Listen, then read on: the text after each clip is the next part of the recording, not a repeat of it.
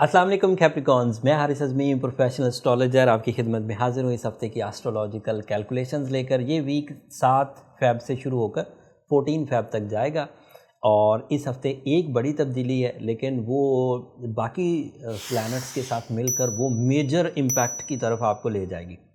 13 फरवरी को नया चांद होगा और नया चांद बड़ा बेसिक सा सोलर इवेंट होता है। हमें उसकी ज़रूरत बहुत है लेकिन पता नहीं चलता, जब वो होके हट जाता है तो पता चलता है। असल में नया चांद हमारे जज्बात के लिए अच्छा होता है एंड नया चांद की वजह से हम लोग अपनी ड्राई नेचर से बाहर आते हैं, न्यू इमोशंस प्रोड्यूस होते हैं, जज्बात का बेदार होना और फिर उन जज्बात के एवज़ अपनी ड्यूटीज़ को सर अंजाम देना, ये नए चांद की वजह से होना शुरू हो जाता है। एंड जैसे जैसे चांद बढ़ता जाता है हमारी तवज्जो, हमारी ज़िंदगी, हमारे जज्बात ये बढ़ते चले जाते हैं। हमारी तवज्जो हमारे जज्बात की तरफ और जज्बात जो हैं वो हमें अपनी ड्यूटी की तरफ ले जाते हैं। अच्छा, अब मामला ये है कि नया चांद तो हर 29-30 दिनों के बाद हो ही जाता है। इसमें ख़ास क्या है? ख़ास दो चीज़ें। एक चीज़ तो ये कि ये नया चांद आपके सेकंड हाउस में है, तो जो जज्बात पैदा होंगे, जो भी आपकी जज्बाती कैफियत में तब्दीली या मैच्योरिटी आएगी, उसका ताल्लुक मटीरियल अचीवमेंट्स की तरफ ज़्यादा होगा, क्योंकि second house is a house of material achievements. Job tendency, job increments, नए जॉब की हसूल की कोशिशें करना, जॉब प्रॉब्लम्स को रिजॉल्व करने की कोशिश करना, इसी तरह किसी काम का इनिशिएटिव लेना है, बिज़नेस इनिशिएटिव लेना है तो उसकी तरफ तवज्जो ज़्यादा हो जाना, और ये नया चांद उधर आपकी तवज्जो दिलाएगा। लेकिन ये नया चांद, जो दूसरी खबर है, ये नया चांद जिस हाउस में होने जा रहा है वो कैप्रिकॉन्स के लिए बहुत बड़ा है। उस सेकंड हाउस में आपका रूलिंग प्लैनेट 27.5 साल के बाद उधर है एंड वो कुछ कैप्रिकॉनियंस के लिए पॉजिटिव है, कुछ कैप्रिकॉनियंस के लिए नेगेटिव है। जिनके लिए सैटर्न पॉजिटिव है उनके लिए जो मैं अगले 5 प्लैनेट्स बयान करने वाला हूँ वो भी पॉजिटिव है। वहाँ जुपिटर है, फिर वो भी उनके लिए पॉजिटिव है and that is a planet of good luck, जिससे तेज़ी से बड़ी बड़ी कामयाबियाँ आसानी से और लंबे अंदाज से मिलेंगी। उन कैप्रिकॉनियंस के लिए जिनके लिए सैटर्न पॉजिटिव था, उनके लिए जुपिटर पॉजिटिव था, उनके लिए सन भी पॉजिटिव है। Sun is your decision power, your leadership quality, your face value, your bravery, your confidence, तो वो भी पॉजिटिव हो गया। And Venus is also there. Venus is love life, proposal acceptance, pleasures, taste and उससे भी name fame मिलता है। And Mercury is also there. Mercury तो वैसे रेट्रोग्रेड है, वो इतना फ़ायदा नहीं देगा, लेकिन मरकरी बहरहाल है पॉजिटिव एंगल पर, नेगेटिव एंगल नहीं। एंड अब चांद भी वहाँ पर, चांद आपके जज्बात। सो जिन कैप्रिकॉनियंस के लिए सैटर्न मुस्बत है उनके लिए ये सब पॉजिटिव, और इस पॉजिटिविटी को आप समझें अपनी ज़िंदगी में पहली और आखिरी दफ़ा इंजॉय कर रहे हैं। सेकंड हाउस में सैटर्न फिर आएगा 27.5 साल बाद, अल्लाह आपको लंबी उम्र दे, आप फिर इंजॉय करें। जुपिटर 12 साल बाद आएगा, बाकी प्लैनेट तो हर साल ही आते हैं, लेकिन इतने प्लैनेट इकट्ठे 800 साल पहले हुए थे, अब आगे पता नहीं कब होंगे, लिहाजा इसे पहली और आखिरी दफ़ा समझिए, क्योंकि ये एक बड़ा इवेंट है। इसलिए हर वो कैप्रिकॉन जो स्ट्रॉन्ग है वो इस इवेंट को कैश करने की कोशिश करे। Risk taking, new initiatives, high level plannings, high level risk लेना, मल्टीटास्किंग करना, ये सब आपके लिए इस वक्त ऑन है इफ़ यू आर स्ट्रॉन्ग कैप्रिकॉनी। और अगर वीक है, वीक कौन से कैप्रिकॉनियन थे जिनके पैदाइश के वक्त या तो सैटर्न रेट्रोग्रेड था या जुपिटर रेट्रोग्रेड था, वो वीक कैप्रिकॉन में से होंगे और उनके लिए ये फेज़ उनको थोड़ा अखराजात को बढ़ाएगा।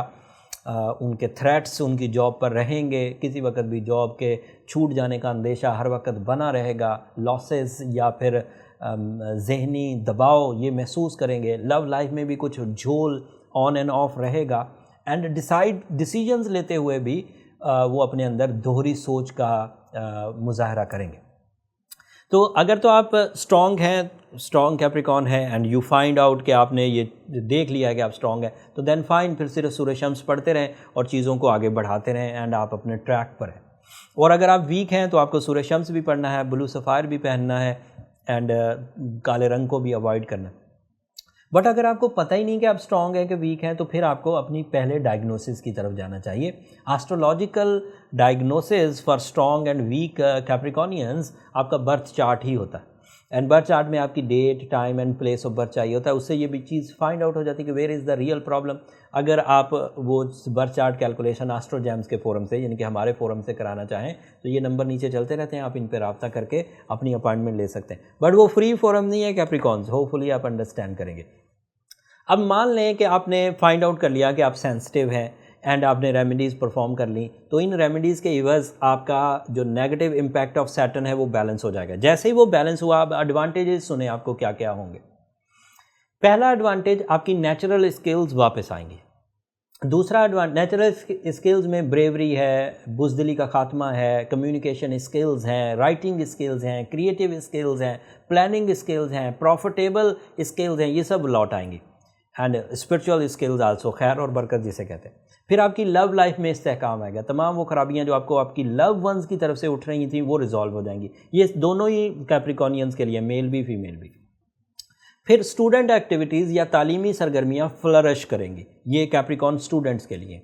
फिर एक मार्स नाम का प्लैनेट है, वो आपके 5th हाउस में है, वो अलग है, इस सारे कंजंक्शन से अलग है, 5वें घर में चल रहा है। ये सब कंजंक्शन आपके 2nd हाउस में, उसके 5वें घर में होने की वजह से बिग पॉजिटिव जंप्स आएंगे in your career with high deal making. तो इस वक्त लोगों से मिलना जुलना, लोगों से डील करना, पार्टनरशिप्स के लिए पार्टनरशिप्स के लिए मीटिंग्स करना और कारोबारी मीटिंग करना, ये सब। एविएशन वाले अगर कोई कैप्रिकॉन है और उसका टूरिज़म का बिज़नेस है तो वो बहुत एडवांटेज हासिल करेंगे। ओवरसीज़ ट्रैवलिंग वाले और इसके अलावा Mars is related to forces, athletes और organs like physical organs, stamina enhancement, ये सब कैप्रिकॉनियंस को फील होगा। हाउसवाइफ्स के लिए भी ये टाइम बहुत अच्छा है, वो अपनी ख्वाहिशात, अपने घर से रिलेटेड ताज़ीन और आइश, अपनी फैमिली से रिलेटेड अपनी ख्वाहिशात पूरी कर सकेंगी। एंड कैप्रिकॉन अगर किसी लव कमिटमेंट में इस वक्त कोई डिसीजन लेते हैं तो वो भी उनके लिए फेवरेबल रहेगा। बट ये सब चीज़ें या तो आप स्ट्रॉन्ग कैप्रिकॉन हैं तब मिलेंगी, या आप अपनी सेंसिटिविटी को रिकवर करें तब मिलेंगी। अदरवाइज़ ये चीज़ें अब रफ्ता रफ्ता यहाँ से निकलना शुरू हो जाएंगी। अगले हफ्ते ये तब्दीली आना शुरू होगी, जब 14 फरवरी के बाद वाले हफ्ते की वीडियो मैं आपकी खिदमत में पेश करूंगा। उस वक्त सन यहाँ से निकलेगा, फिर वीनस यहाँ से निकलेगा, मरकरी यहाँ से निकलेगा। सो रफ्ता रफ्ता अब ये प्लैनेट आगे डिस्पर्स होते जाएंगे, कहीं पॉजिटिव होंगे कहीं नेगेटिव होंगे, वो तफसील तो कमिंग वीडियोस में मैं बयान करता ही रहूँगा इंशाल्लाह। बट इस वक्त का टाइम ये था कि ये एक यूनिक इवेंट था, लाइफ में फ़र्स्ट टाइम था, लाइफ में लास्ट टाइम था। अगर आप अपनी माइंड स्किल्स को, अपने अवेलेबल रिसोर्सेज को सही तरीके से इस्तेमाल करते तो this is a time of big changes, जो यूनिक ड्रीमी चेंजेस इस वक्त हमें मिल सकती थी। खैर मेरा मकसद था आप तक इन्फॉर्मेशन पहुंचाना, परफॉर्म आप ही को करना है। एंड अल्लाह का आपको शुक्र भी अदा करना चाहिए कि इतना बड़ा इवेंट आपको देखने को मिला, इतनी बड़ी कंजंक्शन आपको देखने को मिली। ये इस हफ्ते की इन्फॉर्मेशन थी कैप्रिकॉन। अब वीडियो को ज़्यादा लंबा नहीं करते, अगले हफ्ते मज़ीद जो कैप्रिकॉन की फील्ड्स ऑफ लाइफ ऑन होंगी, मज़ीद जिन जिन सेक्टर्स में उन्हें काम करने का मौका मिलेगा वो तफसील से अगले हफ्ते बयान करूँगा। तब तक के लिए इजाज़त दीजिए। जाते जाते मेरी 2 दरख्वास्तें, दुआओं में ज़रूर याद रखिएगा, चैनल को सब्सक्राइब कर लीजिएगा। आपकी सब्सक्रिप्शन हमारी हौसला अफजाई की वजह बनती है कैप्रिकॉन्स। अगले हफ्ते तक के लिए अल्लाह ने के बाद।